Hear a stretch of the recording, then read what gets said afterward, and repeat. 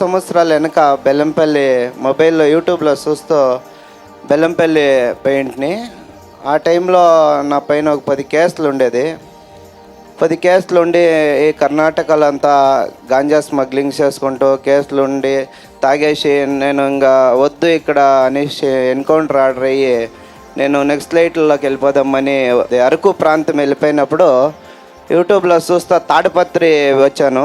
తాడిపత్రిలో సార్ గారు నాకు ఇలాంటి స్టేజ్ పైన ప్రవచనం వాక్ చెప్పారు. నిన్ను దేవుడు సువార్థికునిగా మార్చుకుంటాడు అని చెప్పాడు.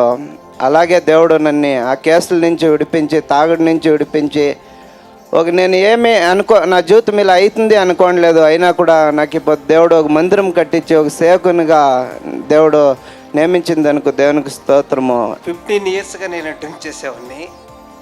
లాస్ట్ 2 ఇయర్స్ బ్యాక్ బెల్లంపల్లికి పోయాము. బెల్లంపల్లికి పోయి లాస్ట్ 15 డేస్ ఉపవాస ప్రార్థనలు ఉంటే ఒక 3 డేస్ అక్కడ స్టే చేసి ఆ రోజు నిలిపేసి ఈరోజు వరకు 15 సంవత్సరాల నుంచి తాగుతూ ఉండేవాళ్ళు. ఒక రోజున బెల్లంపల్లి వచ్చారు. ఆ బెల్లంపల్లిలో అడుగుపెట్టి ఆ ప్రార్థనలు ఆరాధనలో పాల్గొనటం ద్వారా దేవుడు అప్పుడు విడుదల ఇచ్చారు.